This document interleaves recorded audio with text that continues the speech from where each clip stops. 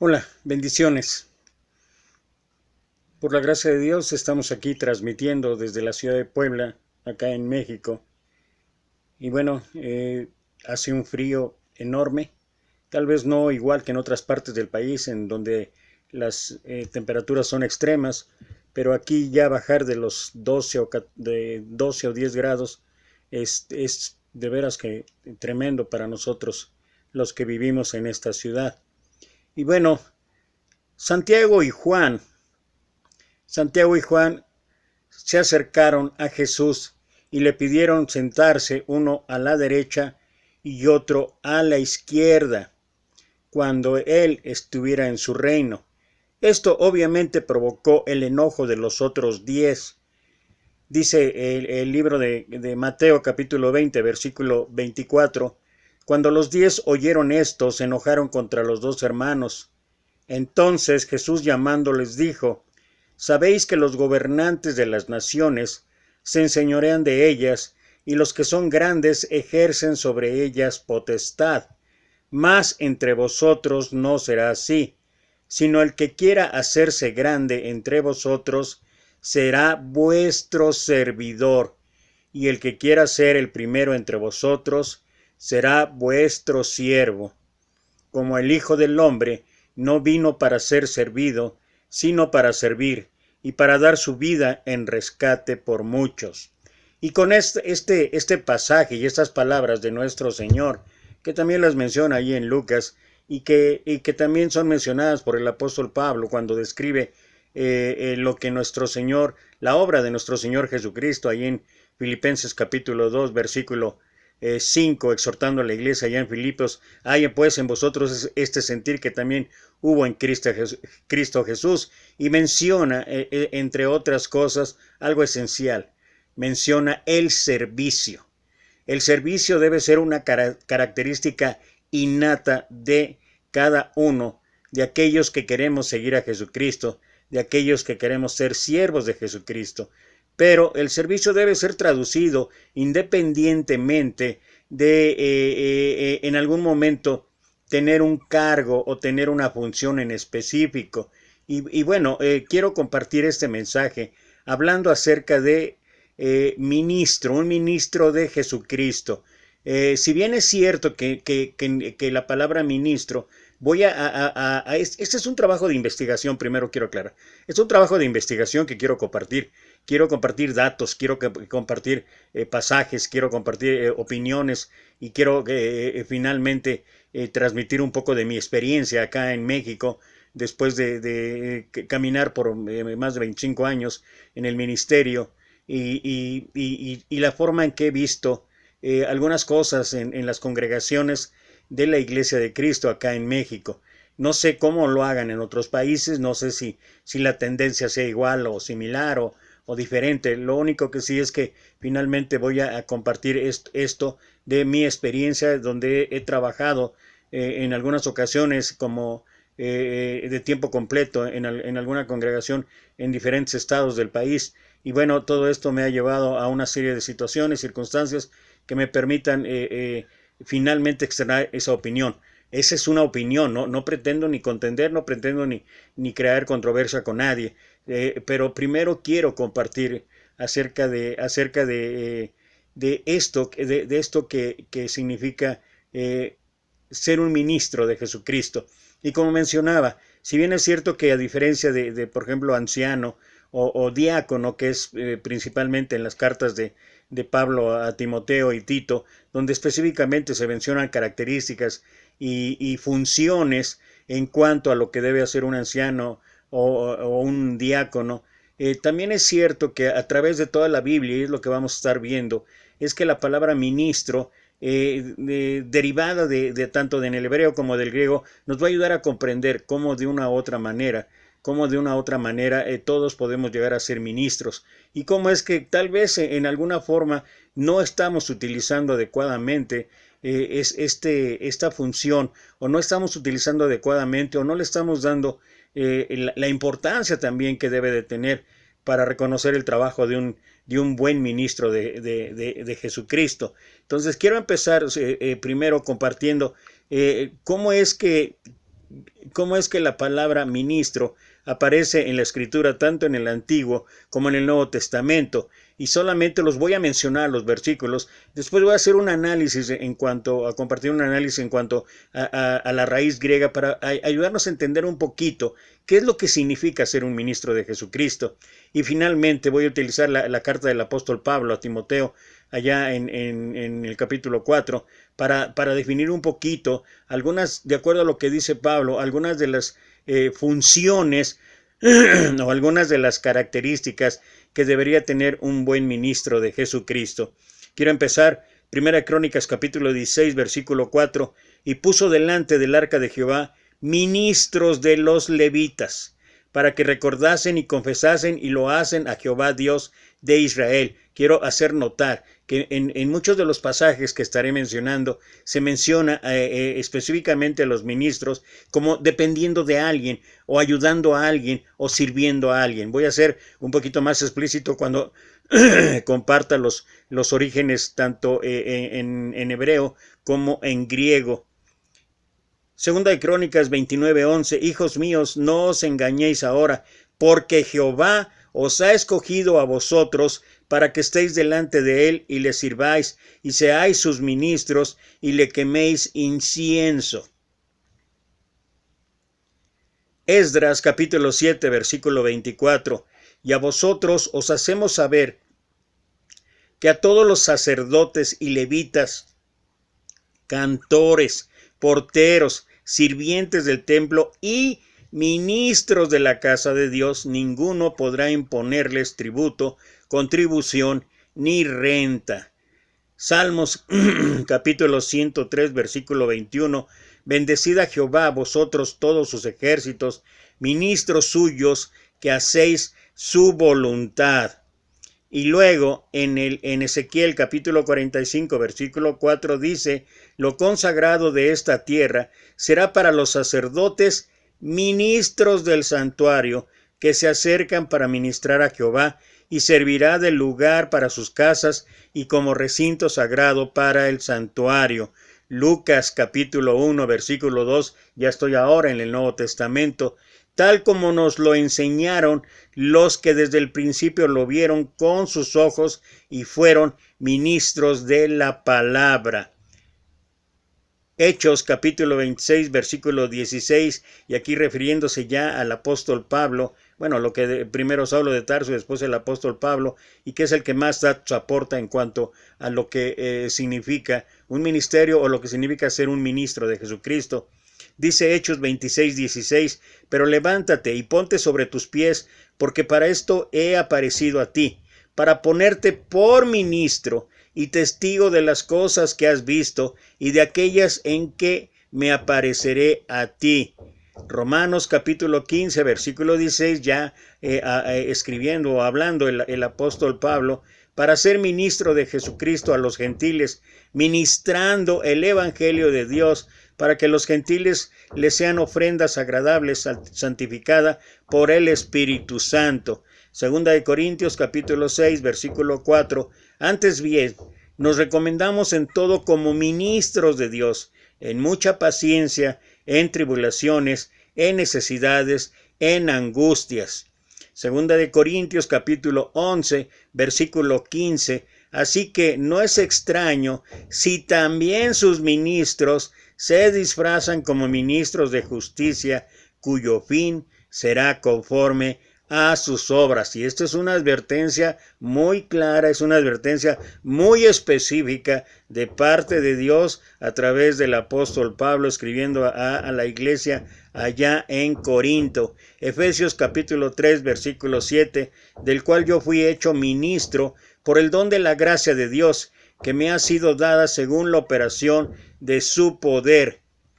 Colosenses capítulo 1 versículo 25, de la cual fui hecho ministro, según la administración de Dios que me fue dada para con vosotros, para que anuncie cumplidamente la palabra de Dios. Y creo que después de leer todos estos textos, todos estos versículos y pasajes tanto del Antiguo como del Nuevo Testamento, Si hay algo que pudiéramos sacar en común y que tiene que ver con lo que Jesús dijo cuando Santiago y Juan querían ocupar un lugar a su izquierda y a su derecha y que provocó el enojo de los otros 10 apóstoles, lo que Jesús habló y remarcó y recalcó fue la palabra servicio.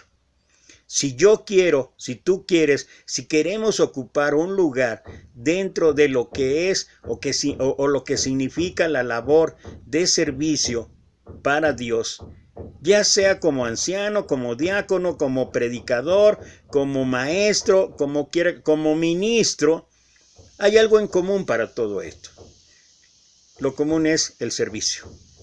Finalmente, cualquiera de estas labores es servicio a los demás. Es de veras trabajar para los demás. Y después, obviamente, tiene que ver con algunas especificaciones claras que la Escritura hace en cuanto a algunas funciones, en cuanto a algunas responsabilidades que debe llevar a cabo cada uno. Quiero hablar un poquito acerca de los orígenes, tanto en hebreo como en griego, y voy a utilizar un diccionario enciclopedio de teología bíblico y de teología para poder denotar un poquito de qué manera es interpretada la palabra ministro o ministerio. Es una administración, puede ser un apostolado, puede ser una dispensación, puede ser un sacerdocio, pero finalmente es un servicio. Es un servicio en la oración y en la administración de la palabra. Ministerio, que en griego es diaconía o servicio, ministración. En 2 Corintios 3, 7, 9 se habla de la diaconía o ministerio como de un sistema de principios. El ministerio de muerte y el ministerio de condenación se refieren al sistema mosaico y la expresión ministerio de espíritu y ministerio de la justificación se refieren al sistema cristiano, puestos en contraste por el apóstol Pablo. En general, diaconía aparece con la idea de servicio o de atención. Ahora, algunas de las fuentes que podemos hablar o ver en cuanto a la similitud en la palabra que tiene que ver con diaconía o servicio, que puede ser un esclavo, puede ser un diácono, puede ser la iglesia misma, acto de ministrar o servir. Como dije antes, siempre vamos a encontrar un común. El común es servicio, el común es servir. En hebreo, el que sirve es denominado con el término eved, que implica un servicio voluntario u obligatorio y designa a todos aquellos que tienen que servir: el prisionero de guerra, el esclavo comprado, el funcionario privilegiado de un soberano y también, que es el caso que nos ocupa, el adorador de nuestro Dios o de nuestro Señor Jesucristo. Esto lo podemos ver allí en varios pasajes en la Escritura, en Génesis 39:1, Génesis 41:12, 40:20, en Éxodo 32:13, en Hechos capítulo 16, versículo 17. Los orientales se consideran servicios de un superior o de un Dios. También hay varios textos, solamente voy a mencionar lo que dice Lucas 2:29 y Hechos 4:29. Bueno, voy a mencionar los versículos. En hebreo se aplica asimismo el término de servidor a un pueblo vencido y sometido a tributo. Esto según 2 de Samuel capítulo 8, versículo 2. Dios da el nombre de ministros o servidores a aquellos que le adoran. Génesis capítulo 26, versículo 24, Números capítulo 12, versículo 7, Segunda de Samuel capítulo 7, versículo 5. Y se refiere a aquel que también, como esclavo, aquel que ayuda a una gran personalidad. En hebreo es sharet, en griego uperetes. José, esclavo, servía a su dueño, el cual le había confiado la administración de sus bienes. Y tú recuerdas la historia cuando fue llevado allá a aquel reino que fue vendido como esclavo por sus hermanos. Eso es lo que menciona Génesis capítulo 39, versículo 4. Abisag ocupaba un puesto de honor en su servicio a David. Primera de Reyes capítulo 1, versículo 4 y versículo 15. Josué acompañó a Moisés cuidándose del primer tabernáculo, sucediéndolo después en el caudillaje o en el liderazgo del pueblo de Israel. Es lo que encontramos en Éxodo 24:13, 33:11, Josué 1:1.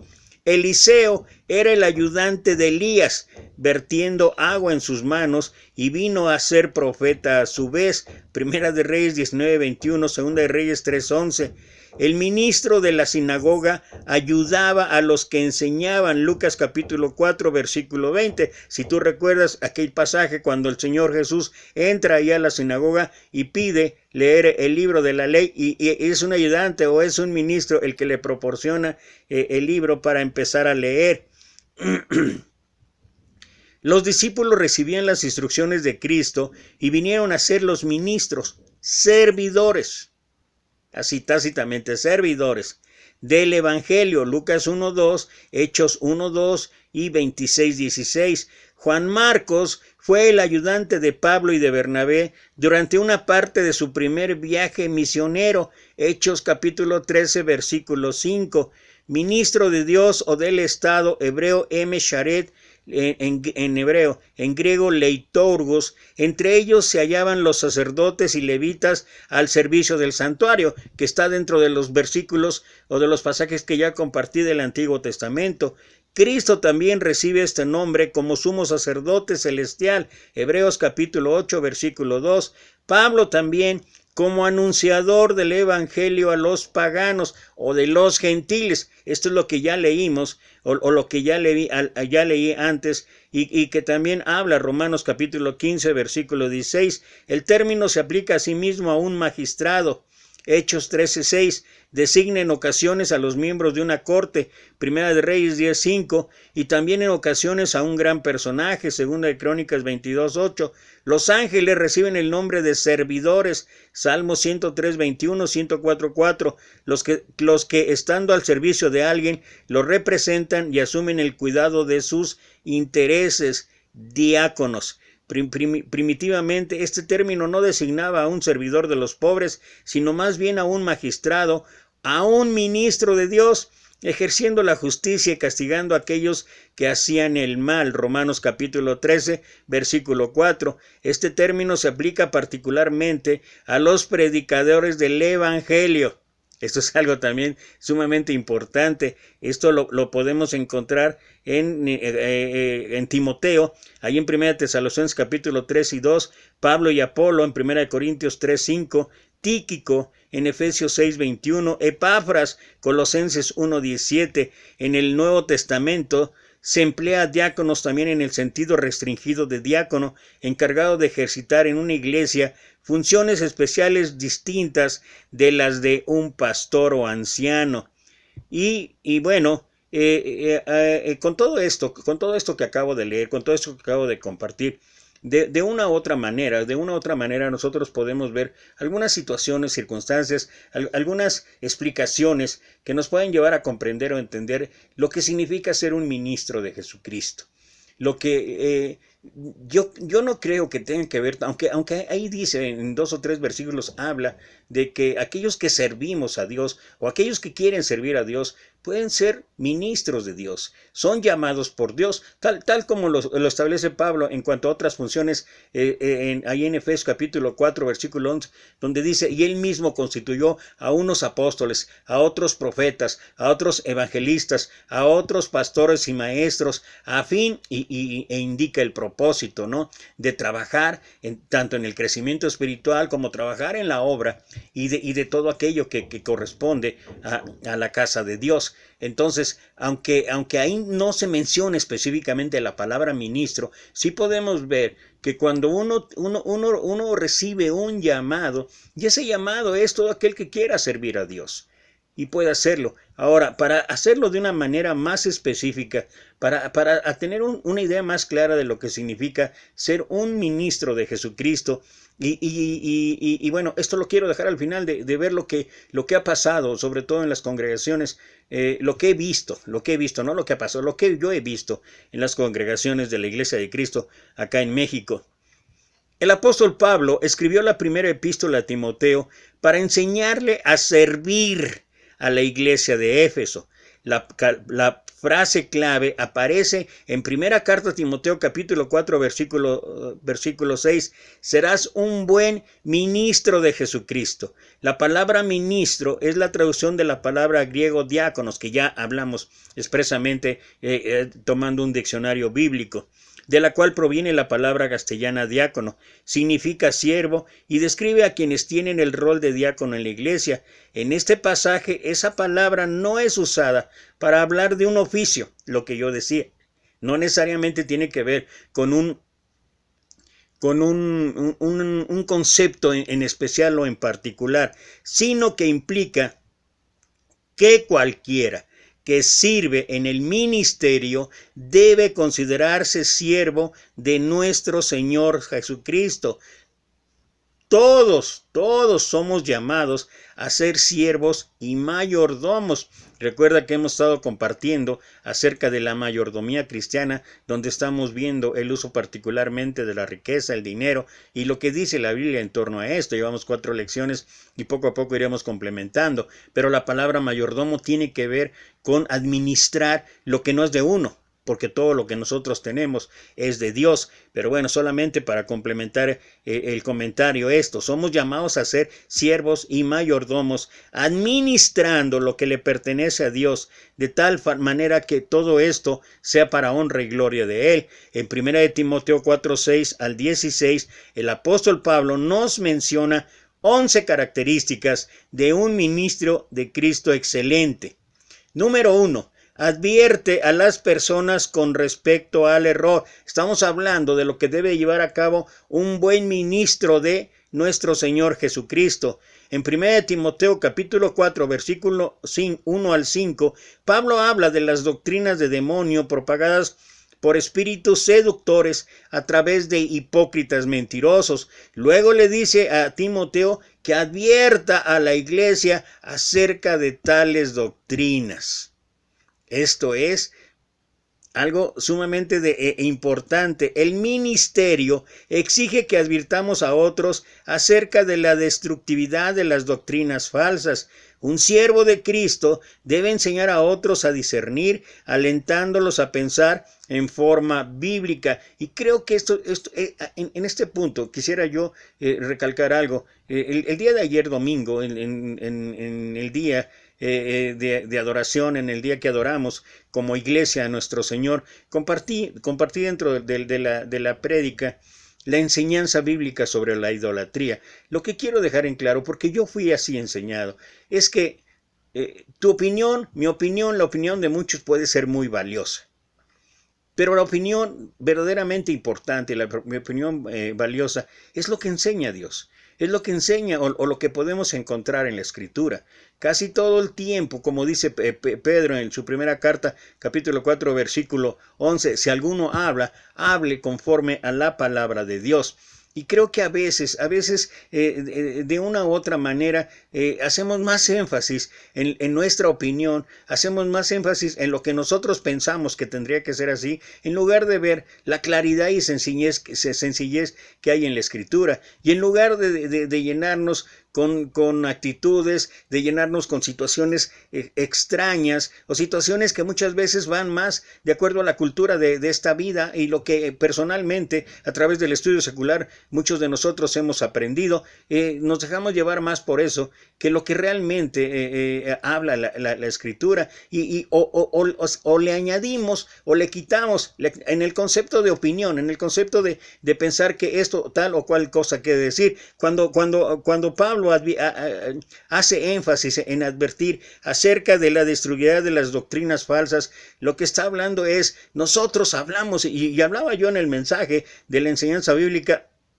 lo que Pablo hizo en el Areópago de Atenas, cuando él no habló de sus tradiciones, no criticó, no juzgó, no condenó acerca de todo, sino que habló lo verdaderamente importante que era hablar del Dios verdadero. Esa es una de las mejores maneras en que nosotros podemos de veras advertir en cuanto a a la destructividad que tienen las falsas doctrinas, en lugar de ocuparnos en ataques que muchas de las ocasiones no va a tener ningún sentido o no va a tener ningún resultado positivo. Debemos enfocarnos en esto. Esto es lo que Pablo habla y dice, alentándolos a pensar en forma bíblica.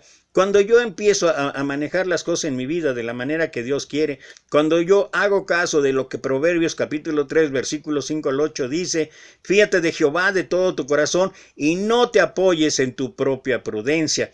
Reconócelo en todos tus caminos y Él enderezará tus veredas. No seas sabio en tu propia opinión. Y yo creo que este es uno de los problemas que tenemos muchos de los que compartimos mensajes o compartimos prédicas o clases en que tal vez le damos más importancia a la opinión que a lo que realmente dice Dios, o de una manera a través de la opinión estamos distorsionando lo que en esencia debe decir la Escritura. Y esto es algo que debemos, cada uno debe de analizar realmente el propósito para lo cual lo estoy haciendo. O sea, implica una serie de circunstancias, situaciones. El fracaso actual de la iglesia en el discernimiento ha permitido la infiltración de toda clase de error. La teología débil y la predicación sin convicción han reemplazado la doctrina fuerte y la exposición clara de la Escritura. Los resultados son trágicos. La iglesia se ha visto abrumada por la confusión, las influencias del mundo satánico, las filosofías vinculadas al éxito y a la teología de la prosperidad. Y esto es algo que abunda y que cada vez pareciera ser que crece y crece peor que el coronavirus. Esto crece de veras, ese evangelio le llaman el evangelio de la prosperidad, donde habla de que no hay problema, tú en cualquier momento vas a hacerte rico. ¿Cuánto que las riquezas? Y eso es lo que estamos hablando en la mayoría, en el uso del dinero. Al final de cuentas, ¿qué? ¿Qué te deja? ¿Qué te deja eso? Nada. La iglesia debe indicar los límites entre la verdad y el error para edificar a su pueblo en la palabra de Dios. Él espera que todos los que tengan un ministerio de liderazgo, como ancianos, como ministros, como diáconos, adviertan a su gente acerca de los peligros espirituales. Si no lo hacen, debe responder a Dios por ello. Hebreos capítulo 13, versículo 7, refiriéndose específicamente a los ancianos, habla acerca de esto, de la responsabilidad que ellos tienen sobre las almas que ellos velan. Pero es una cuestión que no solo el principio, o sea, específico es para los ancianos, pero también implica un principio para aquellos que de una u otra manera estamos sirviendo a Dios y que tenemos una responsabilidad sobre la enseñanza a los demás. Número 2, estamos hablando acerca de por lo menos 11 cosas que habla Pablo o que menciona ahí acerca de ser un ministro competente, un ministro que alabe y glorifica a Dios. Número 2, es un estudiante experto en la Escritura. Y no estoy hablando de que tengamos que ir y saber griego y saber hebreo y saber de todas las formas que hoy existen.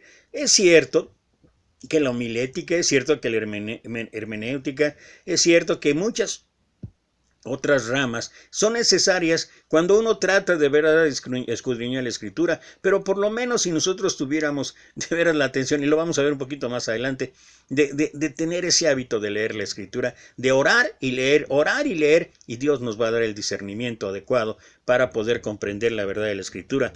Dice Pablo, nutrido con las palabras de la fe y de la buena doctrina que has seguido. Estoy hablando de primera carta de Timoteo capítulo 4, leí parte del versículo 6. La palabra griega que ha sido traducida como nutrido implica que es un proceso de alimentación continuo. Incluye la lectura y meditación en la Escritura, estudiándolo hasta que el material haya sido comprendido en profundidad. Yo creo que aquí vale la pena mencionar esto, como dije, son opiniones de acuerdo a lo que he visto. Pero siempre me da mucho que pensar de que el primer día de la semana, el día domingo, el día que adoramos todos a Dios, hay una serie de mensajes y de expresiones en las redes sociales, hablando de las redes sociales, Facebook, y hacemos énfasis a esto e incluso compartimos textos, versículos y todo lo demás. Y hablamos en torno a que no dejando de congregarnos como algunos tienen por costumbre, sino más bien exhortándonos, etcétera, etcétera. Lo que dice Hebreos 10, 24 y 25. Pero solamente el domingo. Y yo he dicho, somos cristianos no de domingo. Es cierto que el domingo debe ser especial para nosotros, pero no somos cristianos de domingo solamente. Somos cristianos 365 días del año. O sea, somos cristianos lunes, martes, miércoles, jueves, viernes y sábado y domingo. Pero muchos de nosotros solamente nos ocupa leer, estudiar o por lo menos poner un poquito más de atención a versículos o pasajes el día domingo. Pero los demás días, todos aquellos que el día domingo publicamos o todos aquellos que el domingo compartimos y todos aquellos que quienes sean, ocupemos o no ocupemos algún tipo de responsabilidad en la congregación donde te reúnes, compartimos y hablamos, pero solamente el domingo. ¿Y después qué pasa? Dije antes, yo creo que tenemos que mediar, hay que buscar el equilibrio. No estoy hablando de que todos tengan que ser expertos en la escritura, que todos tengan que ser expertos en la interpretación, en el discernimiento de todo lo que viene en la escritura, que es un mundo.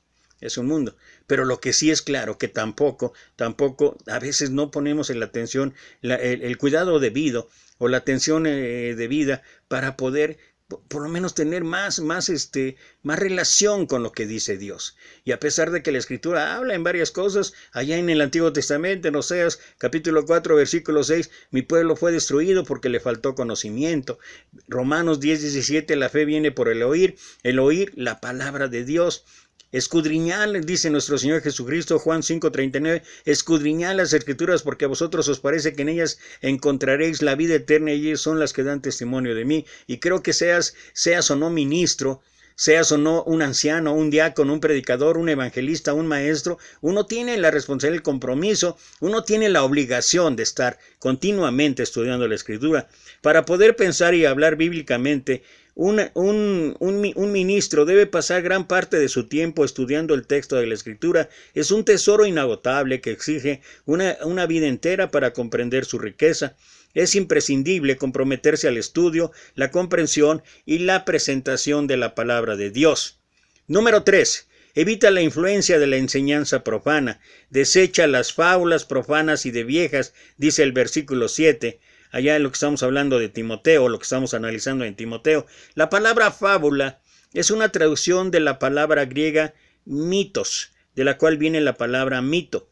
Segunda de Timoteo 4:4 informa que algunos apartarán de la verdad el oído y se volverán a las fábulas. Incluso en algunas traducciones, la traducción Dios habla hoy o traducción lenguaje actual, cuando habla porque vendrá tiempo cuando no sufrirán la sana doctrina, sino que teniendo comezón de oír, se apartarán de la verdad del oído y se volverán.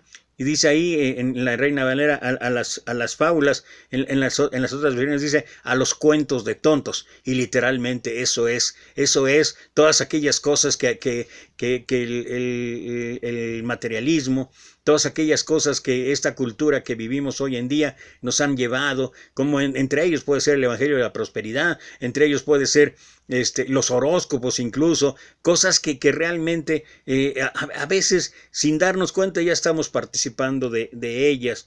Y por eso habla Pablo acerca de evitar la influencia de todo esto. La verdad y las fábulas son opuestas. El cristiano debe ser alimentado por la verdad y rechazar lo que se le opone. Número 4. Es disciplinado en la vida personal. La piedad es crítica en el ministerio. No se trata de cuán inteligentes seamos o qué bien nos comuniquemos con la gente. O sea, no se trata de tener el mejor don para predicar, o ser el mejor maestro, o tener el mayor conocimiento. Lo que sí importa, en cambio, es si conoce la palabra de Dios y está viviendo piadosamente. El ministerio es un resultado de esta clase de vida. 1 Timoteo 4:7 dice, ejercítate para la piedad. La palabra gimnasio viene de la palabra griega traducida como ejercítate. Se refiere a los que se ejercitan en lo atlético. Implica el entrenamiento riguroso, sacrificado. Es un proceso continuo. El ejercicio físico nos da poco provecho, es lo que dice versículo 8. En contraste, la piedad para todo aprovecha, pues tiene promesa de esta vida presente y de la venidera. La santidad es provechosa no solamente para el cuerpo, sino también para el alma. El beneficio de la disciplina espiritual es una vida completa, bendecida por Dios, fructífera y útil. Las bendiciones de la santidad son para toda la eternidad. Número 5. Se compromete a trabajar duro. Y de veras que, bueno, eso ya es mi opinión, pero cuando veo esto, se compromete a trabajar duro. Luego de llamarnos a la piedad, Pablo nos baja de las nubes. El ministerio es una búsqueda celestial, pero también es una tarea terrenal. Es trabajo duro. Dice versículo 10, por esto mismo trabajamos y sufrimos oprobios. Pablo trabajaba duro porque sabía que en esfuerzo tenía recompensas eternas. Consideraba la recompensa para él y la posibilidad de cambiar el destino de los no creyentes. Esa es la perspectiva que debe motivar al siervo de Dios. Trabajar, del griego cópido. Significa trabajar hasta el punto de estar agotado, sufrir oprobio, que es del griego agonizomai, significa agonizar en una lucha. Luchamos hasta el punto del agotamiento, exhaustos, muchas veces doloridos, porque comprendemos nuestros objetivos eternos y que son totalmente diferentes a los metas, propósitos y objetivos que existen en esta vida. En segunda carta a los Corintios 11, 24 y 24 hasta el 29 o 30, nada más menciono aquí 24, Pablo habla de las muchas veces que fue castigado con varas y con látigo, cuando sufrió cansancio, dolor, agonía y naufragios. Sufrió todos esos peligros porque estaba totalmente comprometido con el ministerio y tomaba en cuenta la eternidad. Sabía que era destino de las almas de lo que estaba en juego. Cada vez que dentro del ministerio que he tratado de llevar a cabo junto a mi compañera por más de 20 años, y en verdad que hemos estado en situaciones, circunstancias verdaderamente difíciles. Incluso ha habido ocasiones que hemos trabajado en las sierras del estado de Oaxaca o de Chiapas, donde las condiciones materiales, económicas son de veras durísimas, e incluso enfrentando una gran oposición por las tradiciones, costumbres religiosas que existen en aquellos lugares, y que ha habido momentos en que nos sentimos totalmente, o me siento totalmente agotado, y siempre me gusta ver este pasaje. Regresar a 11, segunda carta de los Corintios capítulo 11, 23 en adelante, y decir, yo no he pasado ni siquiera el 1% de lo que pasó Pablo. Por eso Pablo era un ministro que le daba la alabanza, la gloria, la honra al Señor. ¿Por qué? Porque él sabía que era el destino de las almas lo que estaba en juego. Toda nuestra obra es trabajo, pero no humano. Pablo dijo que su objetivo era presentar perfecto en Cristo Jesús a todo hombre. Es lo que dice Colosenses 1:28. Luego dijo, para esto también trabajo, del griego copiao o agonizar, luchando según la fuerza de él, la actual actúa poderosamente en mí. Nuestra obra se lleva a cabo por medio del Espíritu. El Señor da energía a quienes les sirvan. Número 6. Enseña con autoridad. Esto manda y enseña, le dijo Pablo a Timoteo. La palabra griega traducida como enseña se refiere a comunicar información, en este caso instrucción o doctrina. Esta información debe ser transferida en forma de mandato. Hoy hay mucha predicación popular entretenida, pero no mucho poderosa o transformadora por naturaleza. De acuerdo a Hechos 17:30, Dios manda a todos hombres en todo lugar que se arrepientan. En Mateo 7:28-29 afirma, Cuando terminó Jesús estas palabras, el Sermón del Monte, la gente estaba admirado por su doctrina, porque les enseñaba como quien tiene autoridad y no como los escribas. Pablo le dijo a Timoteo que usara su autoridad. En 1 Timoteo 1:3 dice, para que mandares a algunos que no enseñen diferente doctrina. Luego expresa, manda también esto, capítulo 5, versículo 7. Eso no significa que debemos abusar de las personas ni ser descorteses, sino que debemos confrontar a las personas cuando desobedecen la palabra de Dios.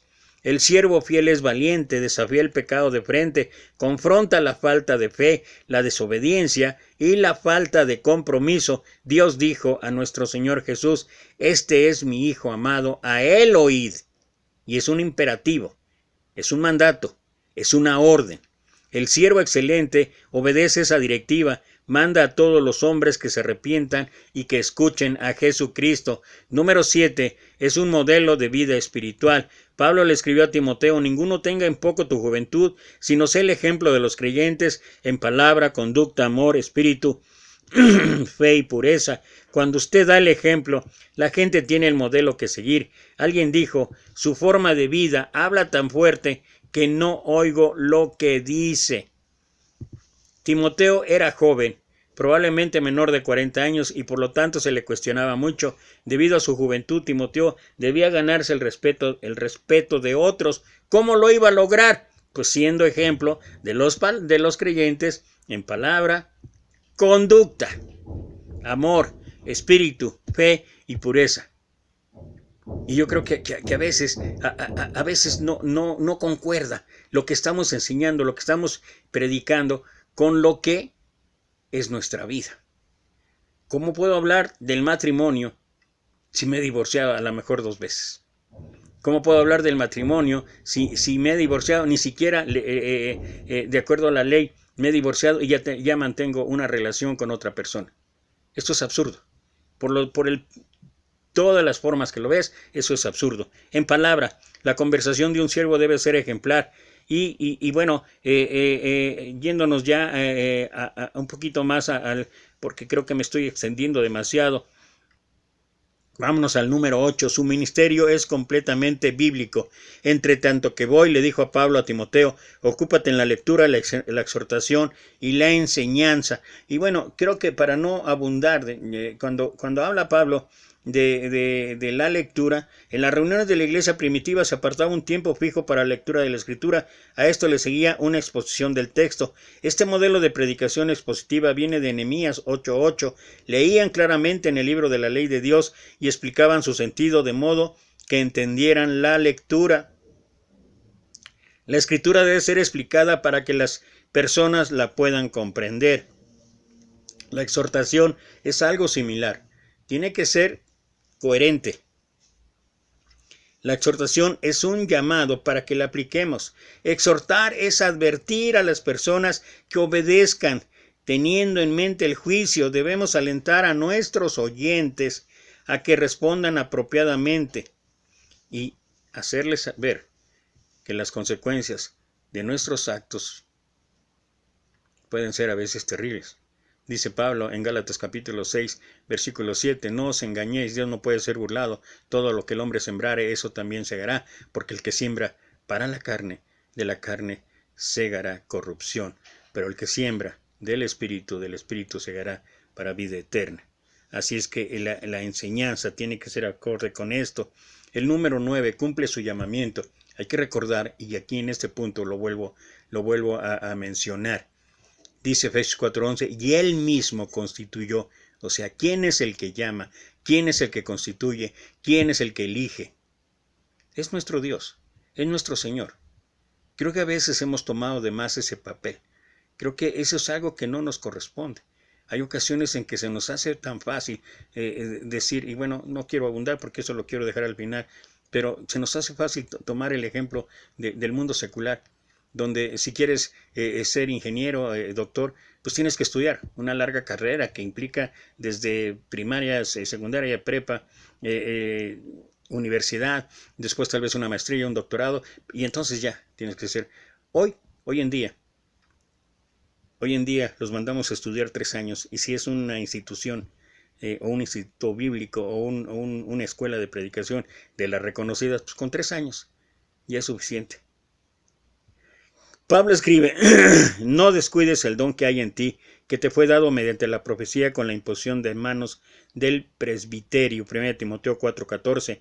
Algunos comienzan en el ministerio pero lo abandonan porque no fueron llamados a ese ministerio en el principio. Sin embargo, algunas personas que han sido llamadas lo abandonan y eso significa dejar el lugar donde Dios desea que estén. Hay muchas personas en el ministerio que sirven por un tiempo y pronto desaparecen. Por otro lado, me asombran los que son fieles para ministrar la palabra de Dios hasta el fin de sus vidas. Puede que tengan una congregación pequeña y sean desconocidos, pero son fieles y cumplen su llamamiento. Número 10. Está ocupado en su obra. Pablo escribió, ocúpate en estas cosas, permanece en ellas. La palabra griega traducida, ocúpate, meletao, nos da la idea de pensar de antemano, planear, premeditar. Cuando un ministro no está haciendo el trabajo del ministerio, debe estar planeándolo. Permanecer en ellas literalmente significa estar en ellas. En el texto griego, para ser un ministro no es necesario ser un gran hombre, pero requiere todo del hombre. Qué interesante, ¿no?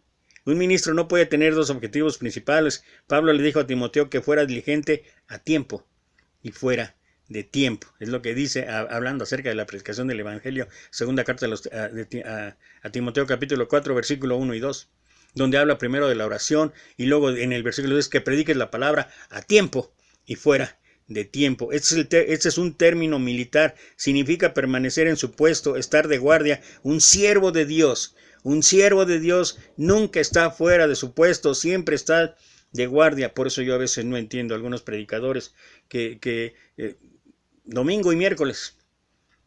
Y después, ¿qué más? Y domingo 2 horas, 3 horas. Y el miércoles 1 hora. Y después, ¿qué más? Cuando que el verdadero trabajo es lo que el Señor Jesús menciona en Mateo capítulo 9, versículo 35 en adelante, donde dice, y recorría el Señor ciudades, aldeas, enseñando, sanando, etcétera, etcétera. ¿Y nosotros? ¿Qué privilegios tenemos en ese respecto? Por eso hablé desde el principio que algo en común que debe tener tanto para ser anciano, para ser diácono, independientemente maestro, evangelista, etcétera, o ministro, es el servicio. Pero el servicio siempre.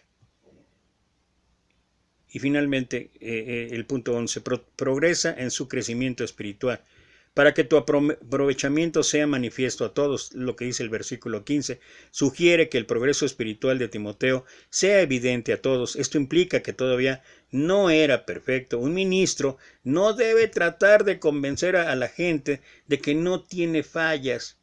Esto es algo importante. Por el contrario, debe permitirles ver su crecimiento. La gente tiene que ver nuestra honestidad y humildad. Esto es algo que yo he tenido que enfrentar grandemente en mi vida y a veces he tenido que aceptar que estoy equivocado. Y me cuesta trabajo aceptar que me equivoqué. Me cuesta trabajo, sobre todo si viene de alguien que su vida no la veo así tan consagrada a Dios, pero que tal vez Dios esté utilizando para advertirme. Si alguna vez utilizó a un burro para advertir a un profeta, ¿quién soy yo para no determinar, de acuerdo a lo que yo pienso, que algunas personas pueden o no pueden decir? Pero la verdad es que cuando aceptamos la corrección, porque los predicadores, ministros, ancianos, diáconos, quienes sean, no somos infalibles, somos seres humanos que nos equivocamos, que fallamos. Pero ¿sabes qué es lo mejor de todo esto? Es tener la honestidad y humildad para decir, fallé y quiero recomenzar el camino.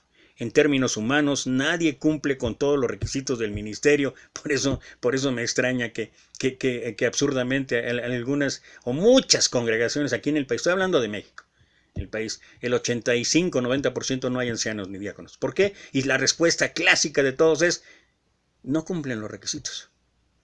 Pero sí cumplen los requisitos para ser predicadores, para ser ministros. Y como dije antes, con estudiar 3 años, y si vienes a una escuela y te dieron tu diploma, ya con eso sí cumplen los requisitos. ¿Quién dijo eso?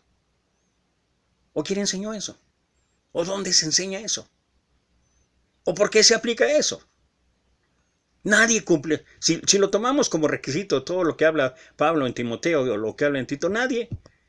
Pero tampoco nadie cumplimos los requisitos para ser un buen cristiano, para ser justos. Somos justificados por la sangre de nuestro Señor Jesucristo. Y gracias a eso podemos seguir adelante.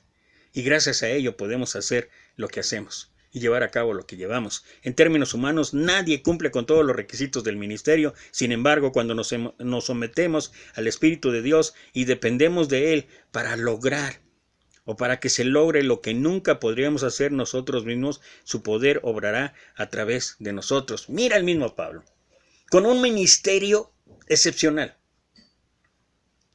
¿Y qué hablaba? Yo mismo no pretendo haberlo ya alcanzado, decía ahí en Filipenses. Y luego cuando vas allá y habla acerca del aguijón en su carne, ¿qué es lo que dice? Por eso me gozo más en debilidades, en afrentes, porque cuando soy débil, entonces soy fuerte. ¿Por qué? Porque soy lo que soy, por la gracia de Dios. Y eso es lo que debe de pasar entre nosotros, pero a veces somos tan particularmente específicos en algunas cosas y dejamos, o sea, yo siempre he dicho, colamos el mosquito y dejamos pasar el camello. Esto del ministerio es para hombres y para mujeres, dentro de las características de liderazgo que el Señor ha establecido. No quiero que se me malinterprete y que luego digan, es que él habló de que las mujeres ya pueden predicar. Yo no estoy hablando de eso, pueden predicar en el mundo y pueden llevar el evangelio.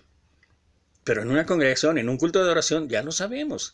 El que tiene que tomar el liderazgo es el varón. Pero esto del ministerio tiene que ser hombres y mujeres, todos aquellos que queramos servir a Dios, todos aquellos que queramos ser fieles al Señor.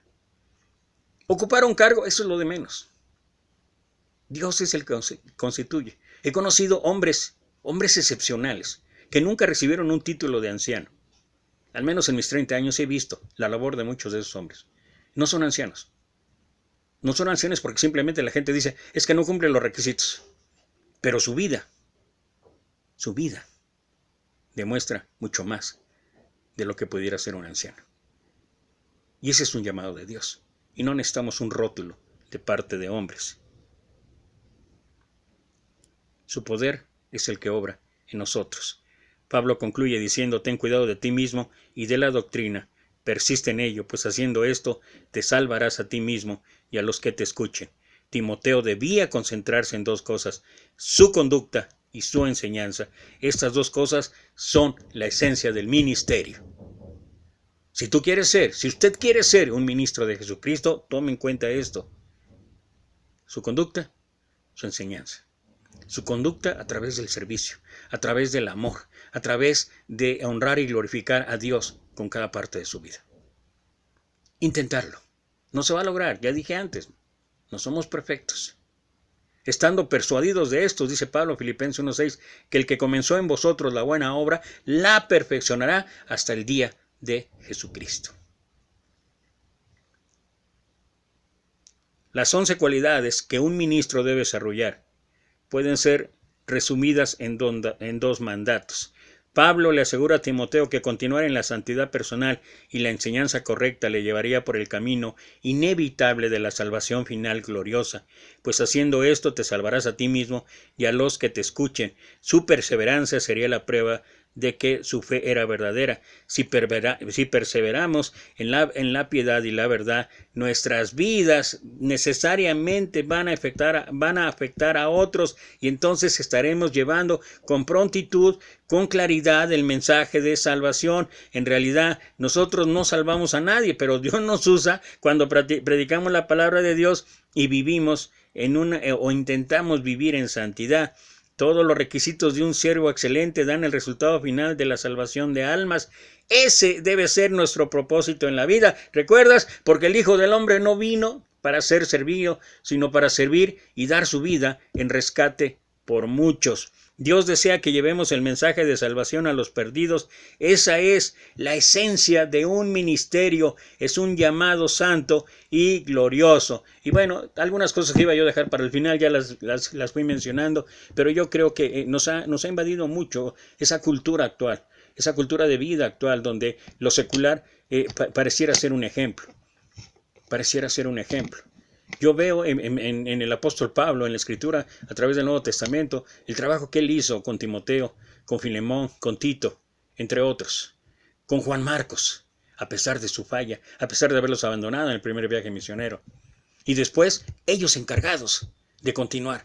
Por eso, cuando, y con esto quiero ya terminar, como dije antes, es un mensaje de compartir lo que dice la Escritura y que cada quien pueda discernir adecuadamente en cuanto a esto. Pero quiero terminar con este texto. Me tengo que poner a estudiar más, ya no. Dije, ya se me olvidó. No se me olvidó. Mira lo que dice. Y creo que esta es la principal falla. No la principal falla. Es una de las fallas que tenemos en nuestras congregaciones. Y que deberíamos de verdad de trabajar en ello. ¿Por qué? Porque hace falta liderazgo en nuestras congregaciones. Y hace falta un liderazgo plural. No puedo entender.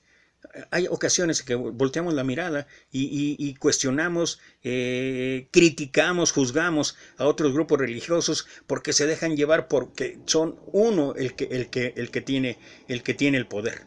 Pero nosotros a veces somos iguales. Hoy, aquí en México, estoy hablando de México otra vez, el predicador es la máxima figura. Y también te puedo decir que conozco congregaciones donde hay ancianos, donde hay diáconos, donde hay maestros, donde hay evangelistas. Son las congregaciones que están creciendo en número y en madurez espiritual. ¿Por qué? Porque ese es el orden de Dios. Pero muchos de nosotros, en la mayor parte del país, en los lugares donde haya congregaciones de la Iglesia de Cristo, porque hay muchísimas ciudades y lugares donde no hay congregaciones de la Iglesia de Cristo. Pero donde hay, ¿cuál es lo que seguimos? El método de vida de este mundo. Estudia 3 años y después eres el predicador de la congregación fulana. Y a veces ni siquiera nos referimos como la iglesia de Cristo, a veces la iglesia de fulano de tal. Y más si es un hermano reconocido que ha predicado y que esto y que enseña y que tiene grandes posiciones. Es así recomendable. Y luego volteamos a ver el crecimiento de cada congregación.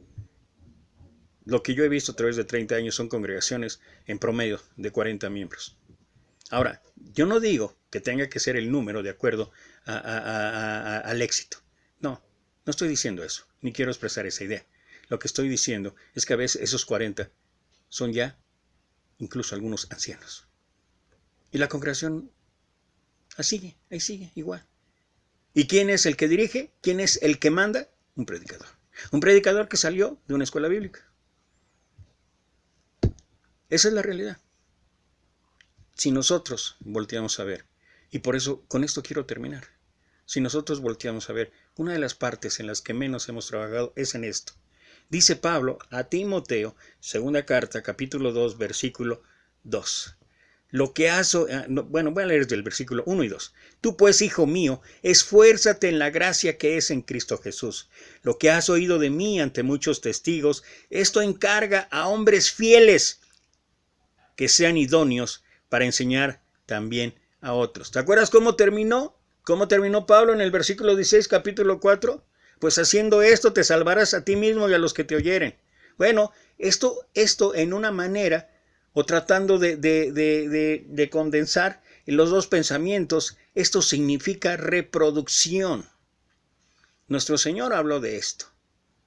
El grano de trigo tiene que caer en tierra, porque si no cae y muere, no puede llevar fruto. Eso es reproducción. Esa es la reproducción natural en el mundo, en la naturaleza. Con nosotros creo que lo hemos dejado de lado. Lo que has oído de mí ante muchos testigos, esto encarga a hombres fieles que sean idóneos para enseñar también a otros. Dice la traducción en lenguaje actual, tú que has oído que les he enseñado a muchas personas, ahora quiero que enseñes eso mismo a cristianos en los que puedas confiar y que sean capaces de enseñar a otros. Y para llevar a cabo esto se necesita servicio. Así empecé cuando nuestro Señor llamó a todos, porque estaban enojados de que Santiago y Juan querían ocupar los lugares de honor. ¿Y qué les dijo? No. ¿Cuál es la respuesta? Servicio. Y entonces para trabajar en esto necesitamos necesitamos servicio, necesitamos trabajar. Haciendo esto, serás un buen ministro de Jesucristo. Gracias a Dios. Y bueno, tuve la intención de compartir esto a petición de un hermano en República Dominicana y espero que esto le pueda ser útil para él. Que Dios te bendiga.